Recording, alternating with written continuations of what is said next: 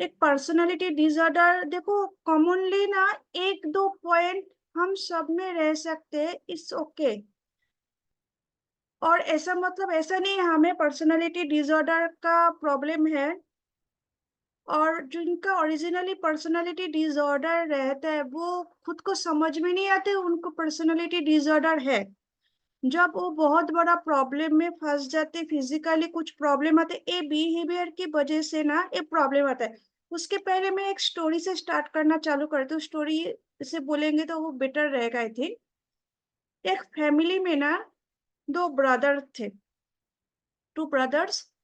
तो एक भाई जो है वो भाई ना ऐसा ड्रिंकिंग करना, अबाउट वर्ड बोलना, उनकी मिसेस के साथ मिसबिहेविंग करना, मारना धरना, बहुत डोमिनेटेड नेचर है, एग्रेसिव, रूल्स मानना नहीं, रेबिलियन टाइप की नेचर है।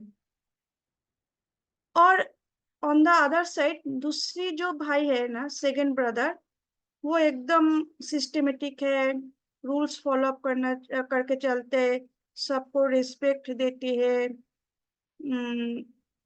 अपने बीबी को भी रेस्पेक्ट देती, कभी कुछ बैड वर्ड यूज नहीं करती, कभी कुछ बैड एडिक्शन भी नहीं है, उनकी लाइफस्टाइल इज वेरी ओके, अच्छा सा इनकम भी करते, अर्निंग भी करते थे। लेकिन जो भाई जो एब्यूज वर्ड बोलते, ड्रिंकिंग करते, किसी को रिस्पेक्ट नहीं देते, अपनी मिसेस को भी रिस्पेक्ट नहीं देते, पॉसिबिलिटी है उनका अर्निंग भी अच्छा नहीं, उनका भी बहुत फिजिकल प्रॉब्लम भी है इसके साथ साथ। तो किसी ने पूछा उनको, दोनों भाई को इंटरव्यू लिया है, आप एक ही फैमिली में हो तो दोनों क्यों है? तो जो बड़े भाई जो दूसरे को रिस्पेक्ट नहीं देती है, अब्यूज वर्ड यूज करते, रेगुलरिटी, तो उन्होंने पूछा, बचपन से मैं मेरे पापा को देखी हूँ, मेरी पापा ऐसा है तो इसलिए मैं ऐसे बनी हूँ। आज जो छोटा भाई है उन्होंने आंसर दिया, आई फॉलो माई मॉम, मेरी मम्मी बहुत रेगुलर है, बहुत डिसिप्लिन है, सबको रिस्पेक्टफुली बात करती है, आई फॉलो दिस।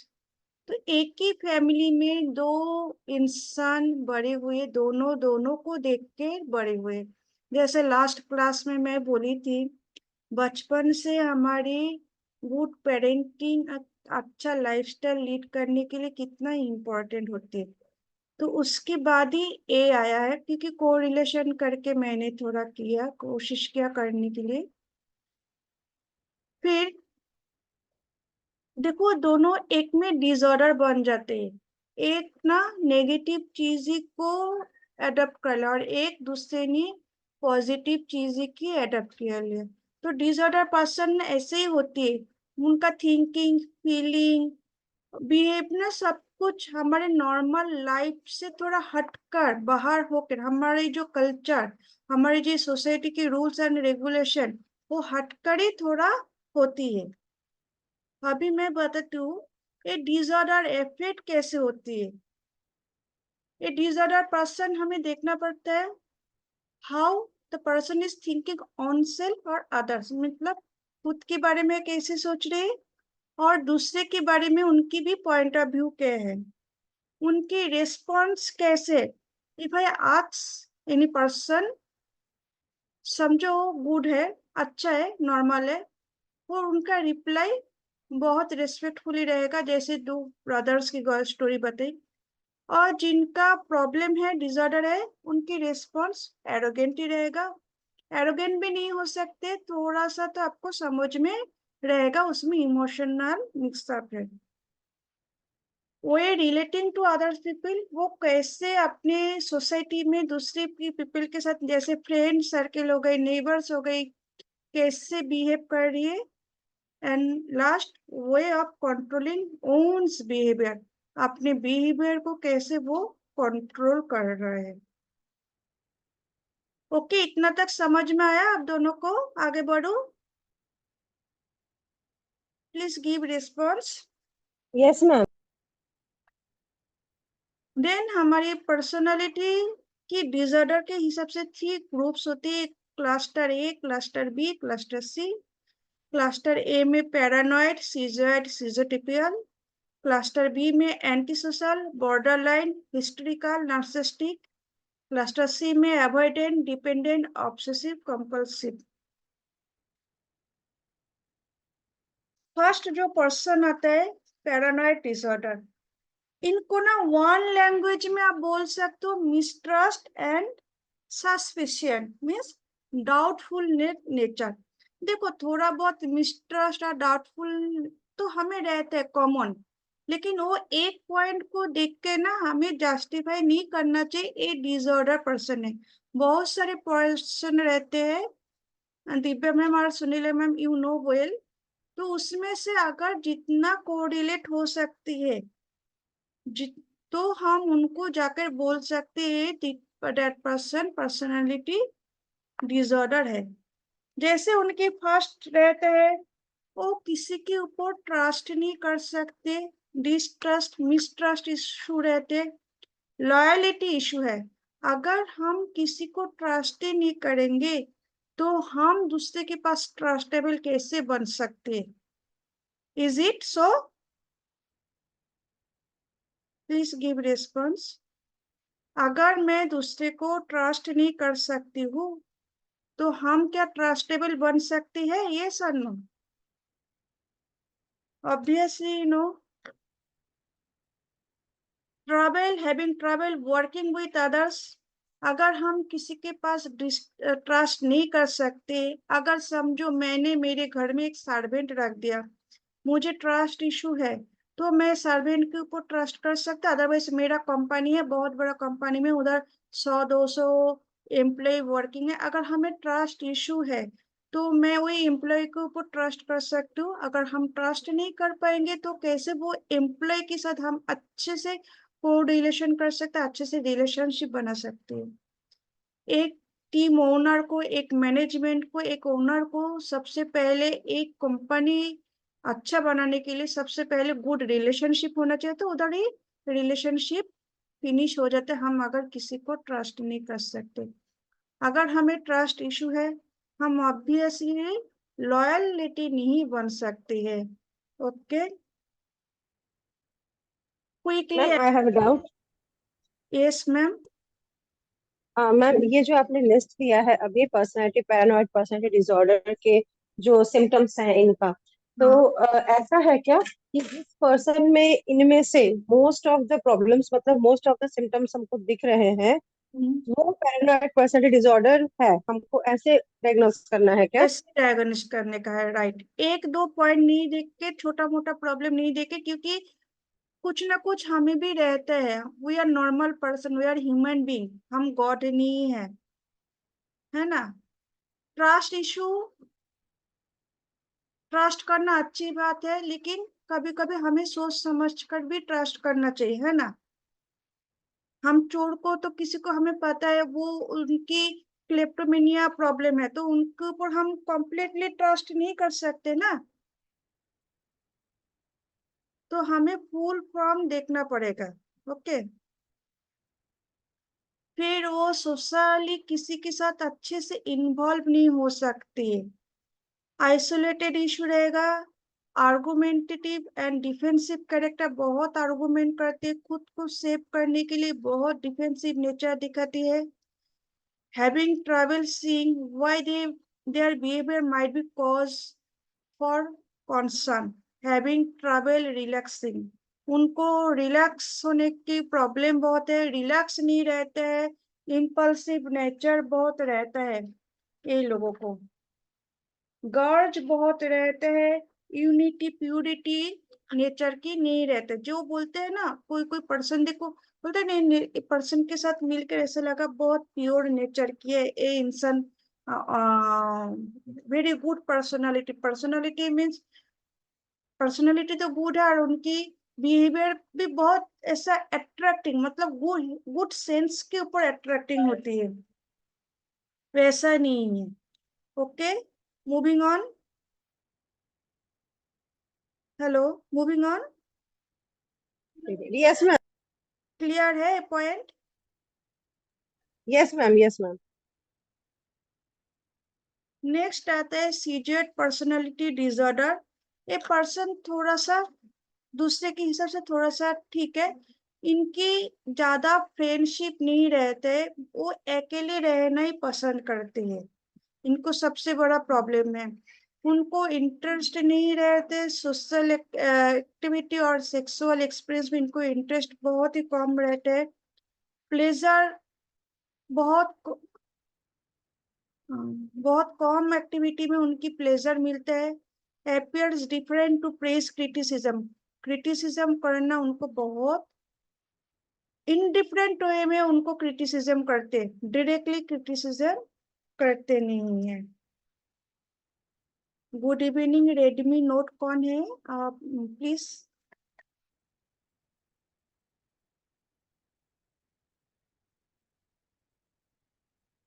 ओके आगे बढ़ू, मूविंग ऑन। इतना समझ में आया सीजेड पर्सनालिटी? सीजेड पर्सनालिटी की सीजेड पर्सनालिटी की पर्सन मतलब रिलेशनशिप बहुत कम, बहुत ज्यादा सोशल नहीं रहते, उनकी फ्रेंड सर्कल बहुत ज्यादा नहीं रहता है। अकेले रहना पसंद करती है, अकेले चलना, उनको अकेले में वो हैप्पी रहती है। और इंटरेस्ट वर्क में को लेस इंटरेस्ट रहते हैं, इवन सेक्सुअल एक्सपीरियंस में less interest. Pleasure few activities, खूब कम कामों में उनको एक्टिविटी रहता है। लैक्स क्लोज फ्रेंड्स और कॉन्फिडेंस, कॉन्फिडेंस लेवल कम रहते उनको। ओके समझ में आया? सीजोटाइपल पर्सनालिटी डिसऑर्डर, इनको वन लैंग्वेज में आप बोल सकते हो, इनको भी सॉलिटरी मतलब अकेले रहने पसंद ज्यादा रहते हैं। कुछ एसेंट्रिक आइडियाज एंड बिहेवियर रहती है। Ideas of reference, excessive social anxiety, बहुत सोशल एंजाइटी रहते हैं क्योंकि एक दूसरे के साथ मिक्सअप नहीं हो पाती है। और उनको ऐसा फील होती है, उनको ना सबसे बड़ा बहुत बड़ा प्रॉब्लम यही रहता है, लूजिंग ऑफ, लूजिंग बोल सकते, fear of losing someone loves.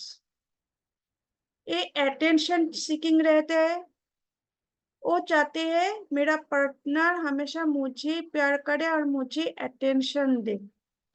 ये अटेंशन पाने के लिए बहुत कुछ कर सकते हैं, इवन सुइसिडियल अटेम्प्ट भी कर सकते हैं अटेंशन पाने के लिए। मतलब सुइसाइडल अटेम्प्ट कुछ एक्सेसिव डेंजरस वर्क करके वो दिखाना चाहते हैं, मैं तुम्हें ज्यादा प्यार करती हूँ, मेरे बिना तुम्हारे बिना मेरे लाइफ में कुछ नहीं, without you I am nothing, without you I can not live. ऐसा करके वो दूसरे को इम्प्रेस, अपना पार्टनर को इम्प्रेस करना चाहते हैं। बात पार्टनर को ओरिजिनली लव नहीं करते, वो फियर रहते, वो डाउटफुल नेचर रहते, जिसकी वजह से इनका ऐसा होती है। फ्रेंड सर्कल बहुत कम रहते, डिल्यूशन रहते। डिल्यूशन कैसे टाइप की डिल्यूशन रहते, जैसे उनको लगता है मेरे बारे में सब उल्टा सीधा कुछ बात बोल रहे हो। जैसे समझो दो चार फ्रेंड बातें करे दूसरी टॉपिक को लेकर, और वो सब ऐसा टाइप के इंसान सामने से जा रहे, उनको लग रही जो मेरे बारे में वो डिस्कस करे, और डिस्कस इन द सेंस उनकी बुराई कर रही।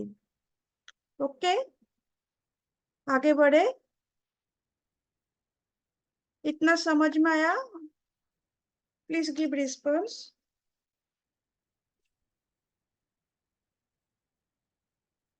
नेक्स्ट आता है एंटी सोशल पर्सनालिटी डिसऑर्डर, जो क्लस्टर बी में होती है। तो एंटी सोशल नाम से आपको समझ में आता है ना क्या है?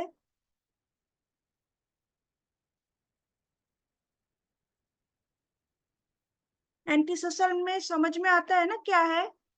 जो विड्रॉल नेचर की है।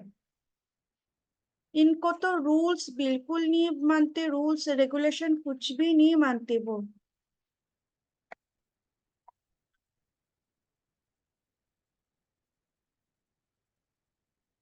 रूल ब्रेकिंग करती है, डिसीटफुल होती है, इम्पल्सिव नेचर की रहती है, एग्रेसिव नेचर की रहती है, लैक ऑफ इरेस्पॉन्सिबल, इनको तो इरेस्पॉन्सिबल, कुछ रिस्पॉन्सिबिलिटी कुछ लेते ही नहीं, बहुत इरेस्पॉन्सिबल है। और उनको कुछ गिल्टी भी फील नहीं होते, उनको लगता है what ever I am doing good. इनको चाइल्डहुड बहुत डेंजरस था, इसीलिए उनको ऐसी टाइप की कैरेक्टर है। ऐसे टाइप के कैरेक्टर बॉलीवुड में तो बहुत दिखाई देती है, और हम सब उनको बोलते हैं नहीं, this is the person hero. Is it सो?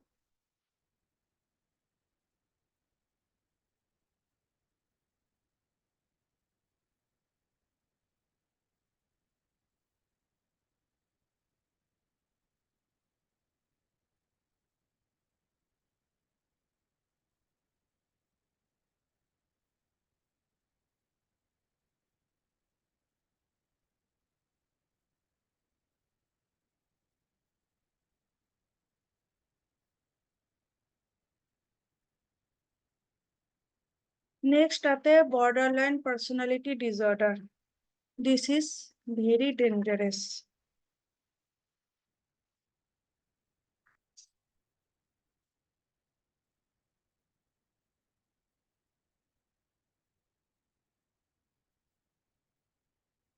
इनको वन सेंटेंस में आप सब बोल सकते हो, self destructive, impulsive, erratic emotions.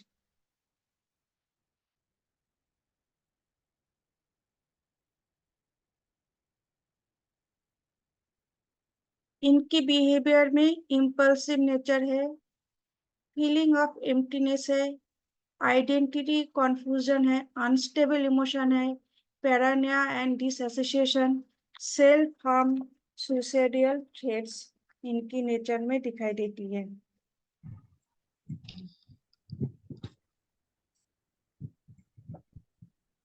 Okay, it's okay ma'am. Yes ma'am. इनको रहते हैं बहुत क्रॉनिक एम्प्टीनेस फीलिंग, बहुत ज्यादा इनको होता है। Moving on.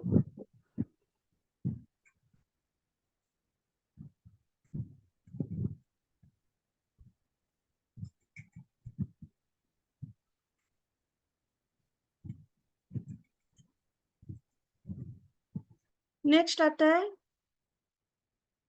Historical personality disorder.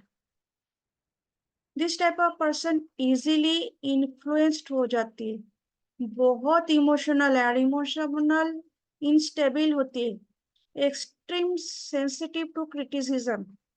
Criticism का नंबर वन होती है, be overly concern with physical. इनको सेक्सुअल अट्रैक्टिवनेस, फिजिकल अट्रैक्टिवनेस बहुत ज्यादा चाहिए। रिलेशनशिप में भी डाउटफुल नेचर की रहता है। Can you say one thing Sunila ma'am? You want? Yes ma'am, I want to ask something. हाँ, प्लीज टेल मी। मैम, ये जो हिस्टोरिकल पर्सनालिटी डिसऑर्डर वाला आप पढ़ा रहे हो, है ना, इसमें से भी वही सेम, मतलब जितने भी पर्सनालिटी डिसऑर्डर्स पढ़ा रहे हो, सबका डायग्नोस हमको सेम वैसे ही करना है ना, कि ये जो पॉइंट्स हैं, इन पॉइंट्स में से अगर most of the points match हो रहे हैं, तभी मीन्स उस डायगोनस पर्सन के साथ, तभी है डायगोनस ना। करने का। हाँ, एक दो पॉइंट देखो हाँ सब हाँ। में कॉमन रहते, वो मैटर नहीं होती है, सब में मैच। हम्म। और भी पॉइंट एक्चुअली इधर all are not in psychology background, no they don't understand the all deeply, तो मैंने जितना शॉर्ट में जितना होता है सबको समझ में आए वही हिसाब से मैंने नोट डाउन किया है।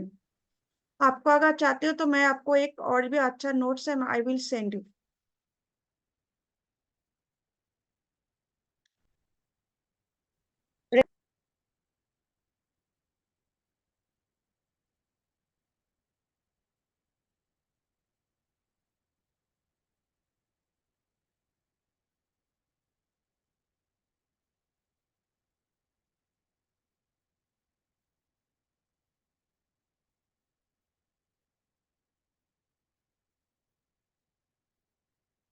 Understood Sunila ma'am?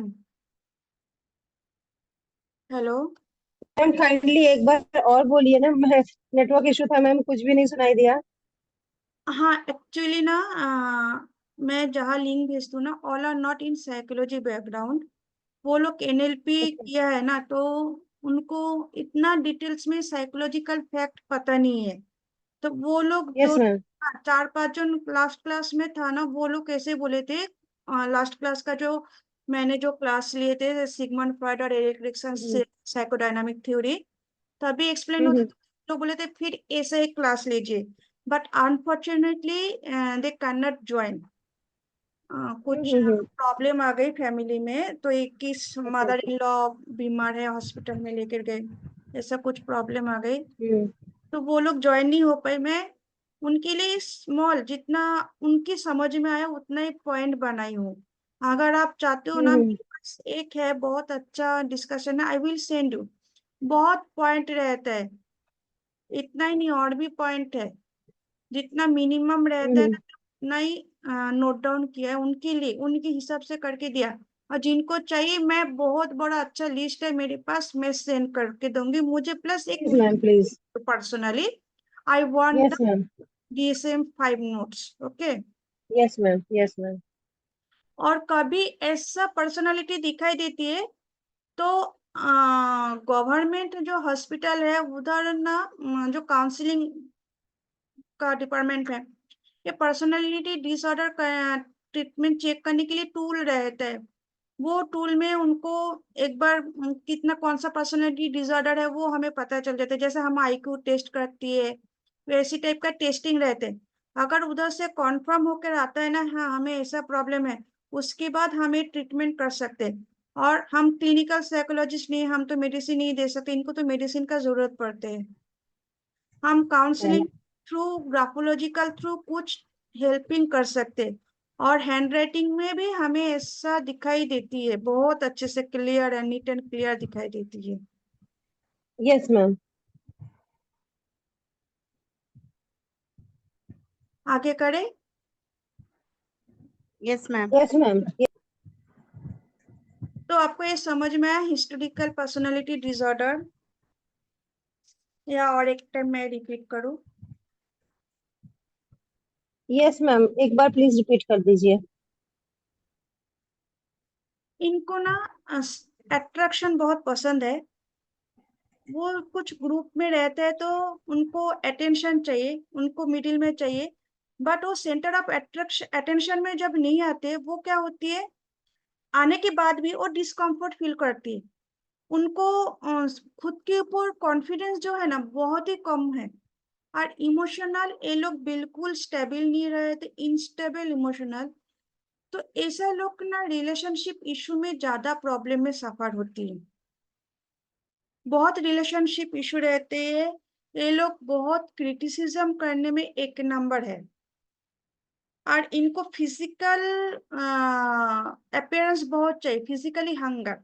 जैसे वो सबको बार बार पूछेंगे, जैसे पार्टी में गए तो वो ऐसे दिखाने के लिए कोशिश करेंगे सब उनको तारीफ करें, ओके, मैं सुंदर लग रही हूँ ना देखने में, मैं ऐसा हूँ ना, ऐसा करें।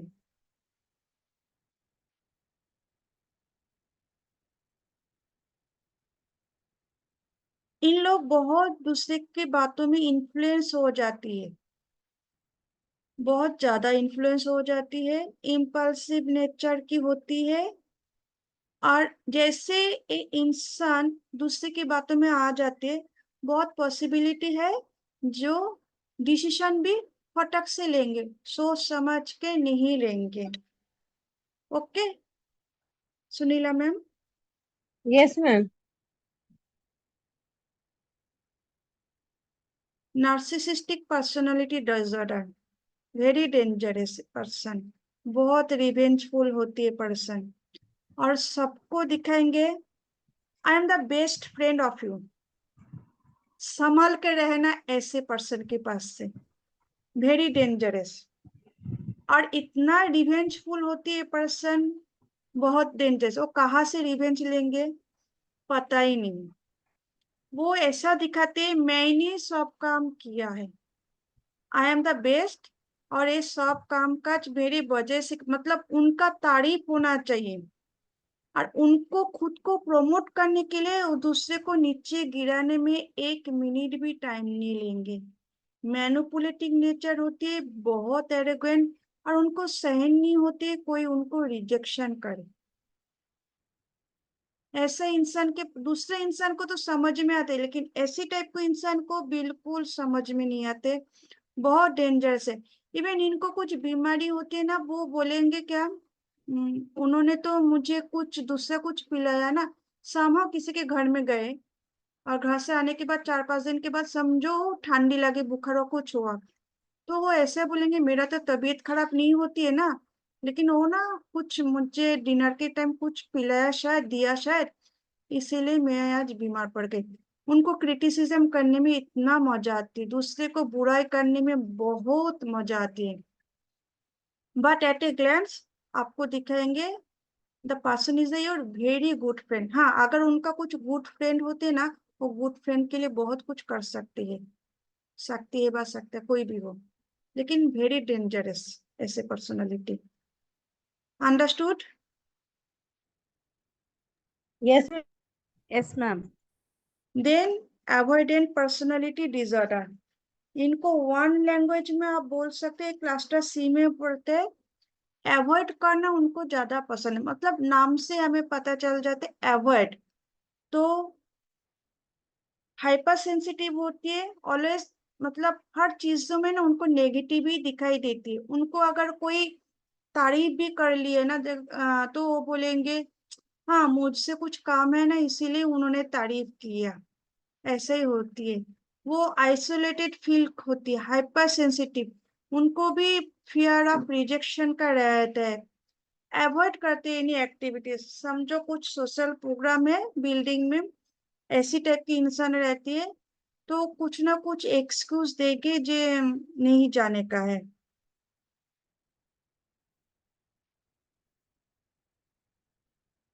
सोशल इंटरेक्ट बहुत कम रहता है, आइसोलेशन इनको ज्यादा रहते हैं, रिवेंजफुल रहते हैं इनको, ये अवॉइडेंट पर्सनालिटी को।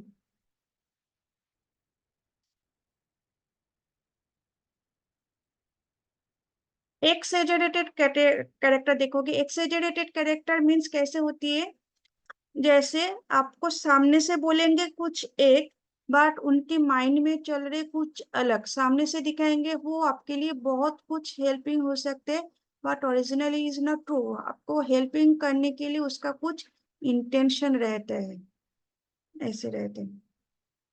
नेक्स्ट आता है डिपेंडेंट पर्सनालिटी डिसऑर्डर, नाम से हमें समझ में आ रही है ये लोग बहुत डिपेंडेंट है। अकेले उनको रहना बिल्कुल पसंद नहीं है, जब भी अकेले रहते हैं उनको लोनलीनेस फील होती है, अनकंफर्टेबल फील होती है।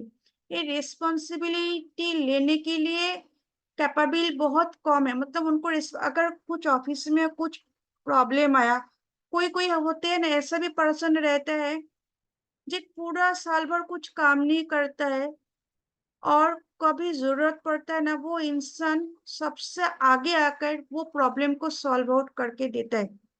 ऐसा इंसान बहुत रहता है, कंपनी वाले ऐसे इंसान को बहुत लेते हैं, उनको भी पता है पूरा साल भर वो कुछ नहीं करेंगे, बट जरूरत के टाइम ये करेंगे। और ऐसे इंसान डिपेंडेंट पर्सनालिटी डिसऑर्डर में क्या दिखाएंगे, पूरा साल भर कुछ ना कुछ कर रहे, लेकिन जब जरूरत टाइम पड़ती, इमरजेंसी टाइम पे आता है, इमरजेंसी टाइम पे वो भाग जाता है।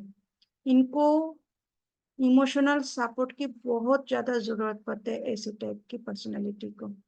तो हमारा 12 पर्सनालिटी डिसऑर्डर था। और लास्ट आता है obsessive compulsive disorder, very fantastic, बहुत जगह में कॉमन दिखोगी ये ओसीडी वाला प्रॉब्लम। ओसीडी आजकल बहुत कॉमन हो गई, जैसे उनको फर्स्ट चॉइस रहता है cleaning and washing, hand washing, बातों बातों में हैंड को वॉश करेंगे, चाहे बेडिंग नहीं लेंगे, बट हैंड और ड्रेस क्लींजिंग करेंगे, बेड को एकदम टक रखेंगे, बहुत सस्पिशियस नेचर है, बहुत डाउटफुल नेचर है, उनको ऐसा ही लगता है मेरे बारे में कोई पीएनपीसी मतलब बुराई कर रही है। रिपीटिंग वर्ड बहुत यूज होती है, जैसे किसी को ऐसा प्रॉब्लम है ना, अगर आप पूछोगी आपने, आपको ये काम दिया था, आपने किया क्या? हाँ किया ना। ऐसे ही 3 टाइम्स 4 टाइम्स वो बोलते ही रहेंगे। अदरवाइज कुछ एक क्वेश्चन आपको 3 टाइम्स 4 टाइम्स कंटिन्यू करते ही रहेंगे। बहुत नैगिंग कैरेक्टर की ये रहती है। ओसीडी भी बहुत डेंजरस रहता है, बहुत डेंजरस। जिनके घर में ओसीडी रहते हैं बहुत मुश्किल होता है, बहुत डाउटफुल नेचर के रहते हैं, बहुत डाउटफुल नेचर के रहते हैं। उनको हमेशा क्लींजिंग, क्लींजिंग मतलब, समझो आपकी सर्वेंट रखा है और आपकी फैमिली में कोई ओसीडी है, सर्वेंट ने बर्तन घिस के रखा है, वो बर्तन को वापस घिसेंगे, वापस क्लींजिंग करेंगे। बहुत डाउटफुल नेचर रहता है, बहुत डाउटफुल डेंजरस रहता है ऐसा इंसान। तो हो गई हमारी आज 13 पॉइंट। कुछ क्वेश्चन, कुछ बोलना चाहती हो? No ma'am, nothing. अब और कुछ नहीं बोलना है, जितना बोलना था, मैंने पूरा डाउट पूछ लिया आपसे। हाँ ठीक है। तो लास्ट में बोलो आपने कितना सीखा आज की क्लास से, ये मेरा रिव्यू है।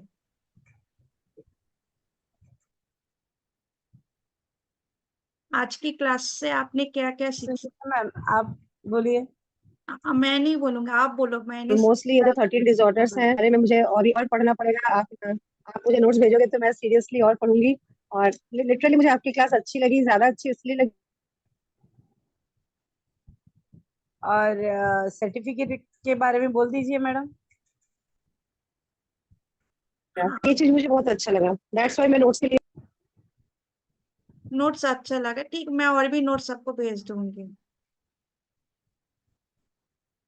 पापा मैम, प्रोसीड।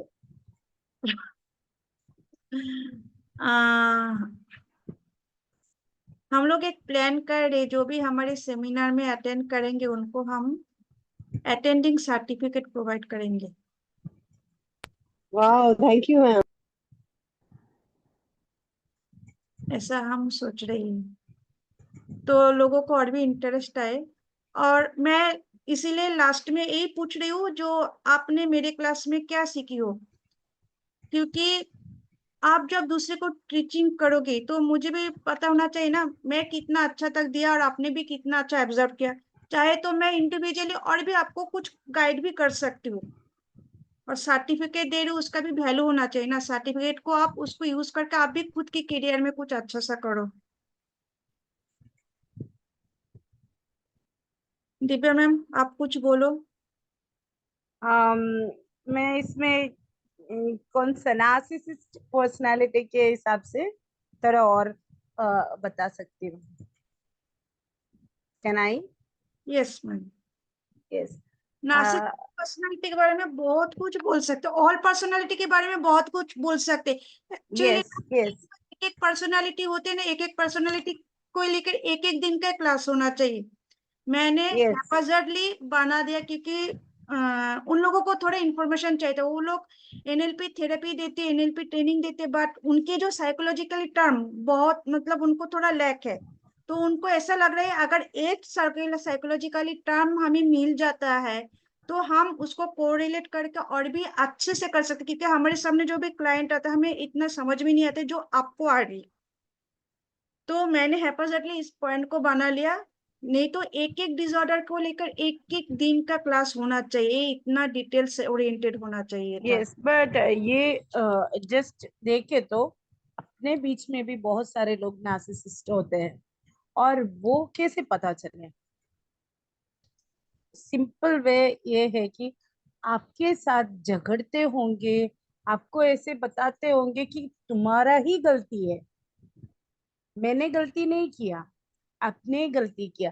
आप अच्छे नहीं लग रहे हो तो आपका गलती है, मेरा गलती नहीं है। मैंने तुझे ये दिया वो दिया, सब कुछ दिया, लेकिन तुम मेरे लिए क्या कर रहे हो? और कोई बाहर से आए, उसी टाइम पे कोई बाहर से आए तो यही पर्सन इनको हक करेंगे। That's true. जो आउटसाइडर आता है, उनके सामने इनको हक करके बोलेंगे कि मैं इसको इतनी अच्छी तरह से रखता हूँ या रखती हूँ। हाँ। एंड ये बॉयज में और गर्ल्स में, यानी जेंट्स और लेडीज दोनों में ये होता है, नार्सिसिस्ट होता है। इवन नार्सिसिस्ट मम्मी भी होती है। हाँ, बच्चों को इतना मारपीट करते हैं, ये पूरे दिन गुस्सा करते हैं, और कोई आते हैं तो उसको लेके गोदी में बिठा के ऐसे ही बोलेंगे मैं इतने अच्छी तरह से उसको ये सुबह से वो देते ये देते करके उनके सामने अच्छा बनता है, यानी बाहर वालों के सामने ये आदमी अच्छा ही बनेंगे। बहुत अच्छा। हाँ, मैंने क्योंकि बहुत केयरिंग, बहुत अच्छा कैरिंग, नहीं केयरिंग दिखाएंगे। उनसे बेटर इंडिया और में कोई भी नहीं भी बन सकते। वो इतना अच्छा है, इतना ऑनेस्ट है। यस, बट लॉयल है। बहुत डेंजरस पर्सन, मतलब रिवेंज लेने में एक नंबर है पर्सनालिटी। रिवेंज, इतना रिवेंजफुल। दूसरे को तो आपको समझ में नहीं आएगा, लेकिन नार्सिसिस्ट को समझ में भी नहीं आएगा। और जो पर्सन वो ये कर रहा है वो उनकी जो भी टॉर्चर भुगत रहा है उसको ही पता चलेगा। और वो भी कैसे लोगों को ढूंढते हैं कि वो अपोज नहीं कर पाते हैं, उनको ही सबसे ज्यादा ये ढूंढते हैं। और थोड़ा हाई लेवल में जो जाने वाले उनको ही दबा के रखते हैं। Very correct, very correct. मैंने लकीली बोलो अनलकीली बोलो, नार्सिसिस्टिक ओसीडी दोनों पर्सन से बहुत क्लोजली मिली हूँ। मुझे एक एक पॉइंट पता है इन लोगों को कैस, बहुत रिवेंजफुल, इवन इतना revengeful you can not imagine. वो रिवेंज ओसीडी लेने, थोड़ा तो हम सबको होगा, हाँ, लाइटली। क्लींजिंग हमें पसंद है, लेकिन ये लोग ज्यादा रहते क्लींजिंग को लेके। मैंने एक ओसीडी पर्सन को देखी हो, वो उनकी बेड में उनके रिलेटिव्स को उठने के लिए नहीं देती है, नहीं उठने का बेड में, नहीं उठने का। इवन कपड़ा धो के रखा है, उनकी फैमिली मेंबर बर्तन धो के रखा है, उसको वापस धोएंगे और बोलेंगे, वो अच्छे से नहीं करती। छुप के दूसरे के बातों में कान में सुनना, ऐसा बहुत रहती। यानी ये सब हमारे पास बहुत सारे क्लाइंट्स आते हैं तो ये सब उसमें बहुत सारे देखने के लिए मिलता है। देखने के मिलते। और सबसे बड़ी बात, हम हैंड राइटिंग थ्रू इसको बहुत इजीली आइडेंटिफाई कर सकते हैं, बहुत इजीली। हम ग्राफोलॉजिस्ट के पास तो एक एक्स्ट्रा बेनिफिट मिल गई हैंड राइटिंग थ्रू इसको आइडेंटिफाई करने के लिए। But as a we are counsellor, हम उनको मेडिसिन नहीं दे सकते, उनको बोलना ही पड़ता है हमें आप डॉक्टर के पास थेरापी दे सकते हैं ऐसे ग्राफोलॉजिस्ट। ग्राफोथेरेपी दे सकती है सब। थेरेपी से बहुत सॉल्विंग हो जाता है, थेरेपी से बहुत कुछ। लेकिन शिजोफ्रेनिया, नार्सिसिज्म, ये सब में इतना काम नहीं आता क्योंकि उसके लिए क्योंकि मेडिसिन देना ही पड़ता है। मेडिसिन देना पड़ती है। जहाँ जहाँ मेडिसिन जरूरी है, बहुत जरूरी है, वहां पे थेरापी पूरा काम नहीं करते। मैंने एक ओसीडी पर्सन को देखी हूँ, मुझे याद आ रही है, शायद मे भी ओसीडी रह सकते। पूरा टॉप फ्लोर से, मतलब 3 माला का उनका रूम है, टॉप फ्लोर से every day she is above 60, every day अभी से पानी से धुलाती है।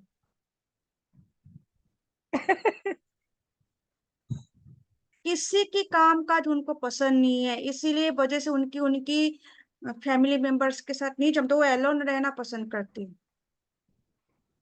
आप बोल सकते हो 3 माला की घर है, उधर पानी से धुलाती है, 60 एबव हो गई लेडी, कैसे हाल हो सकती है। मेरी बुआ जी को है एक्चुअली। वो काफी टाइम से अकेले ही रह रही है, एंड 87 years old, और अभी भी पूरा घर का काम करती है। वो जो चूल्हा होता है ना, उसमें खाना पकाती है। फिर भी वो वाइट कलर के कपड़ा पहनते हैं, एक मार्क इतना सा डॉट भी नहीं आता उसमें। बहुत रिजिडिटी रहते उनकी माइंड पे, रिजिडिटी बहुत ज्यादा रहते। और मतलब जो सिस्टम हमने जो किया है वही सही है, ये एटीट्यूड बहुत रहते हैं। नहीं, उतना नहीं, लेकिन मुझे और साफ करना है और साफ करना है। कितना भी साफ करता है ना तो उनको ऐसा लगता है कि कुछ वहां पे बैक्टीरिया होगा या कुछ ऐसा पड़ा होगा, कुछ हम हमारे आंखों से नहीं दिखता है, ऐसा कोई कुछ होगा, वैसा होता है। Okay ma'am, thank you so much. Thank you so much for joining Divya ma'am and Sunila ma'am. आप प्लीज मुझे एक रिमाइंडर दे देना, मैं आप लोगों को सेंड करके दूंगी। मेरे पास एक है, नोट्स है बहुत बड़ा, may be it's help. Okay. तो आपको कुछ शेयर करना है तो आप शेयर कर सकते हो मैडम सुनीला मैम।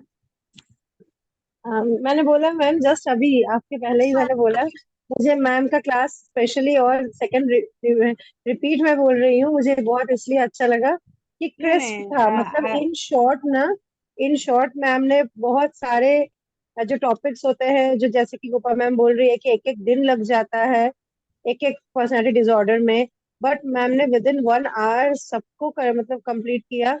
भले बहुत सारे टॉपिक्स छूट गए, बहुत सारे पॉइंट्स छूट गए, ऐसा बोलना बेटर होगा, बट स्टिल एक ब्रीफ ओवरव्यू मिल गया। तो ये एक बहुत ही अच्छा था, स्पेशली मेरे लिए और आगे भी जो भी बेनिफिशियरी होंगे इस क्लास के उनके लिए, कि एटलीस्ट एक ब्रीफ ओवरव्यू मिल गया। तो ये एक बहुत ही अच्छा था, मेरे लिए भी था एक्चुअली और बाकी सबके लिए भी। ये नेक्स्ट क्लासेस में गोपा मैम हमको और भी एक एक पॉइंट करके आपको समझा देंगे, हमको समझा देंगे। एंड क्लासेस भी आएगा और सर्टिफिकेट के बारे में हम सोच रहे हैं। यस मैम, दैट्स मैंने रियली, वो भी ये शेयर बहुत करने के लिए इम्पोर्टेंट बोला कि पॉइंट है। ऐसे कोई एक्सपीरियंस आपके लाइफ में है तो आप शेयर कर सकते हैं। यस मैम, जैसे गोपा मैम ने वो स्टोरी बताया था सबसे फर्स्ट में, स्टोरी जो दो ब्रदर्स की स्टोरी बताई थी, तो वो स्टोरी तो मुझे ऐसा लग रहा है कि मैंने अपने आसपास कई बार कई जगह देखा ही होगा। इट मीन्स केसेस की जरूरत नहीं है, अगर हम नोन पर्सन के लाइफ्स को देखें, हम जितने भी लोगों को जानते हैं हमारे फ्रेंड्स में, हमारे फोक्स में, तो सबको अगर हम अब जैसे साइकोलॉजी पढ़ने लगे हैं, अब आप लोग ग्राफोलॉजी पढ़ने लगे हो, तो सबकी राइटिंग में आपको तुरंत जो मिसबिहेवियर है वो दिखता होगा, डिसऑर्डर दिखता होगा। तो हम लोग को ऐसे ही, साइकोलॉजिस्ट लोग को ऐसे ही दिखते रहता है कि कोई बोलता होगा कि नहीं वो झगड़ालू है, हमको दिखता है कि नहीं वो नॉट ओनली झगड़ालू है, उसके बैकग्राउंड में और भी कुछ चीजें हैं, कुछ रीजंस है, कि वो फैमिली रीजंस हो सकता है या जो भी है, तो वो सब हमको दिखते रहता है। तो ये अभी जो ये स्टोरी मैम ने बताया, उससे रिलेट करके मेरे लिए और हेल्पफुल हो गया कि अब मेरे को एक पॉइंट और मिल गया कि मैं और चेक कर सकती हूँ, जो भी आसपास मेरे लोग हैं उनको मैं और बेटर वे में ट्रीट कर सकती हूँ। क्योंकि कई बार कुछ ऐसे लोग होते हैं, उनको अगर ये बोलते हैं ना कि तुमको इस थेरेपी की जरूरत है या तुमको इस ट्रीटमेंट की जरूरत है, तो वो उससे भी चिढ़ जाते हैं, वो उस चीज को भी डिनाई कर देते हैं कि नहीं नहीं, तुम्हारे अकॉर्डिंग मैं बीमार थोड़ी हूँ, मैं प्रॉब्लम चाइल्ड थोड़ी हूँ, ऐसा हो जाता है। तो हम बिना किसी को बताए हम मतलब चोरी छुपे भी ट्रीटमेंट प्रोवाइड कर सकते हैं। तो ये एक मुझे बहुत अच्छा लगा। ये डिसऑर्डर की और सबसे बहुत बड़ा एक प्रॉब्लम रहते है डिनर करना। जैसे मैं पहले बोली, ये लोग मानेंगे नहीं हमें डिसऑर्डर है, मानेंगे नहीं, यस। फिजिकली बहुत प्रॉब्लम आ जाएंगे, तब भी डॉक्टर के पास जाएंगे, मेडिसिन खाएंगे। अगर डॉक्टर अगर अच्छा होती है, ऑल आर गुड, बट कोई कोई डॉक्टर को समझ में आता है, जैसे हम्म। साइकोलॉजिस्ट की जरूरत है। जैसे मैं मेरे लाइफ में हम्म एक कहानी बोल रही हूँ। मेरे भाई तभी 4th स्टैंडर्ड में पढ़ाई करते थे, तो उसको ना अचानक काशी हो गई। और इतना काशी हो गई ना, कॉफ नहीं निकल रही, सूखा। और कास्ते कास्ते बहुत वीक हो गए, ऐसी मम्मी के गोद में लेट गए, उनको उसको चलने के लिए भी ताकत नहीं है। पहले जो सराउंडिंग डॉक्टर के पास लेकर गए, बहुत बड़ा बड़ा मेडिसिन इंजेक्शन दिया, फिर हाथ ऊपर करके दिया, नहीं मेरे पास तो पॉसिबल नहीं, आप शहर में जाओ, अच्छा डॉक्टर के पास जाओ। फिर जब मेरे मम्मी ने पापा ने डॉक्टर के पास लेकर गए, शहर के डॉक्टर ने, उनको देख के ही समझ में ही आया ये मतलब नेचुरल कोल्ड एंड कॉफ नहीं, क्योंकि इसका कोल्ड कुछ भी नहीं, उसको सिर्फ काशी हो रहा था। उसको उन्होंने साइकोलॉजिस्ट के पास भेजा, तो उन्होंने बस ये दिखा के ऐसा लिखा, you are admitted in hospital. तो मेरे भाई बचपन से इंग्लिश में बहुत अच्छा था, तो उसने देखा और उन्होंने जंप करके उठा, जंप करके दिया, नहीं नहीं मुझे एडमिट होने का नहीं, आई एम ओके। तो डॉक्टर ने तभी बोला कुछ तो बात ऐसा हो गई जिनकी वजह से उनको माइंड में लगा और ऐसा हुआ था। तो ऐसे ही कॉमनली होती है, जो समझ में नहीं आती, काउंसलिंग की जरूरत है। और हम सब थैंकफुल और बोलो ग्रेटफुल टू द गॉड, जो उन्होंने हमें साइकोलॉजी की बैकग्राउंड में लेकर आए, जो हम अच्छी तरह से ये सब चीजों को समझ सकते हैं और हैंडल भी कर सकते हैं। Thank you Sunila yes ma'am, ma'am. जब बोलने आपके जो बात शेयर किए थे इसके लिए thank you. Thank thank you you Gopa ma'am, thank you आप दोनों को भी। Sunila ma'am, thank you. तो देन क्लोज। या yes ma'am, bye, good night दोनों को। Good night good everyone. Night. Bye. कल वैसे ही